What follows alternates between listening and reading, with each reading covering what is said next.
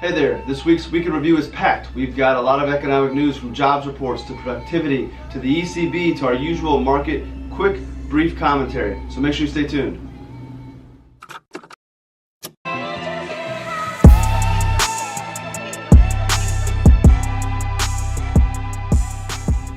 Hey there, I'm Justin Castelli. This is All About Your Benjamins Week in Review and Weekly Mixtape. It's March 9th, 2019. As you saw in the preview, we got a lot to cover this week, so let's get right to it. A lot of economic news. We'll start first with the jobs report. In February, we only added 20,000 jobs with the expectation of 180,000. So the initial numbers were a shock, a lot lower.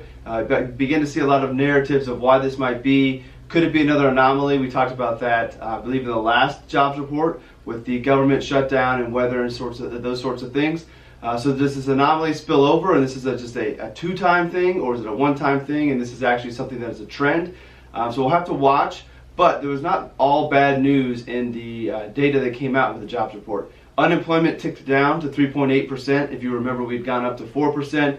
Now we're down to 3.8%, and that's because more people have come back to the jobs market, if you will. So more people are looking. So the unemployment number went down, which is hopefully a good thing. Wages went up 3.4%, the fastest increase in a decade. So wages were going up, unemployment going down, good things. So we'll have to see if this is an anomaly, if the government shutdown allowed workers to be counted twice. I read in January that may have messed things up.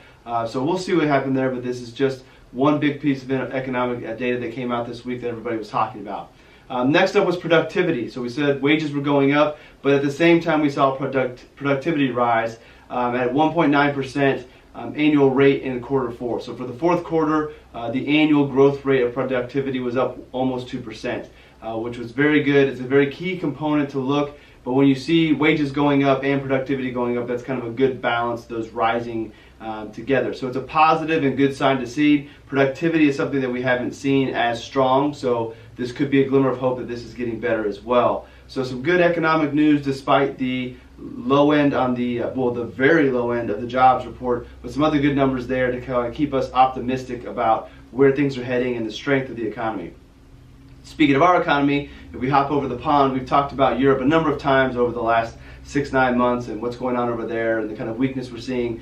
Well, the ECB, the European Central Bank, actually enacted a stimulus plan. So they decided to keep rates where they are, below zero, not going to raise any rates at least through the end of the year, which is longer than expected. And they also, in the stimulus plan, decided to do some loans for the banking system over there to kind of help them stabilize and continue to move forward. So the ECB, showing and seeing that there's weakness going on over in Europe, is making some changes to try to stimulate activity and growth over there. I bring this up because I always preach diversified portfolio, being a global investor, not letting our home country bias give us an underweight to the international part, and we need to know what's going on over there so we understand what's going on in our portfolio. So if you have European exposure, you would have been seeing this last year. We have talked about this a number of times, but I think it's important to understand why your portfolio is acting the way it is in a certain area. And as we've said numerous times, I've written about it before, being diversified means as an advisor, I have to tell my clients sorry every time we talk, because there's always one part of the portfolio that we have that's underperforming or not doing as well. And this is one thing to know about that is in your diversified portfolio, the international exposure and what's going on in Europe and understanding that. We're going to go to a silly stat that I saw, but I thought I'd bring it up because maybe you saw it as well. The Wall Street Journal had a piece about fourth quarter net worth dropping $3.7 trillion, which was the first quarter that had dropped last year. So the first 3 quarters, everything was going well. I'll let you try to figure out why that might be. Actually, I'll tell you. The stock market is the big reason for that. So this year has been pretty good. We'll talk real quick about this week's market performance, but all in all, this year has been a good recovery.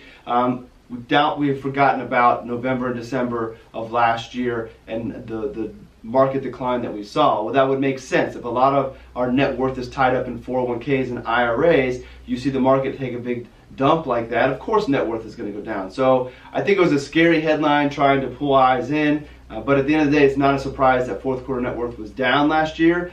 But how much has it recovered this year, assuming you have stayed in the market. So this is just another chance for me to remind you that having a diversified portfolio, having a financial plan should allow you to ride out times like November, December of last year. It may not be fun, you may second guess it, you may call your advisor for some reassurance, but at the end of the day, if you stayed in the market, you've recouped a good amount of what we gave away in that fourth quarter net worth drop, and it's since recovered. So don't worry about what fourth quarter net worth did. If you stayed in, things have gone up. As we talked about, wages are going up, so hopefully you're seeing that as well. So some good things to be optimistic about. Real quick on the market was down. It was the worst week of the year. If you're listening to this on your Amazon device, I did that in air quotes because the worst week of the year will be said multiple times throughout the year.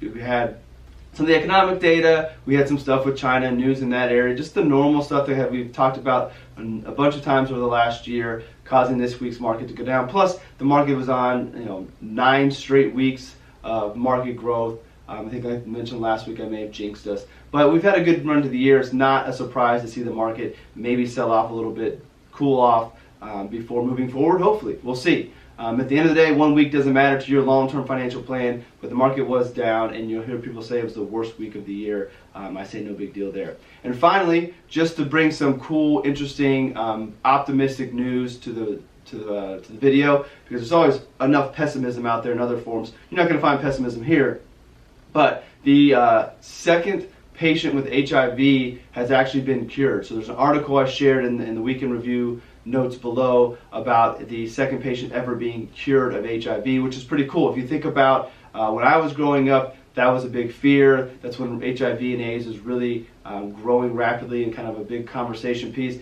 To think here we are, I'm in my mid to late 30s, and we're seeing people cured of this horrible disease. So very optimistic if we think about what's going on in the advancements of medicine and human life and what we're able to do. A long way to go. We'd love to see that spill over into cancer and have those diseases be cured as well. But it's a very cool thing, very optimistic, and I wanted to share that with you at all. So that's it for this week. That's this week's Week in Review. Be sure to go down below, check all of this week's weekly mixtape posts out there. Be sure to subscribe to the blog, to the video, to the Amazon skill. A lot of things going on, trying to push out content in different ways so you find a good way to consume it and educate yourself about your planning and your finances. So thanks for watching, and we will see you in next week's episode.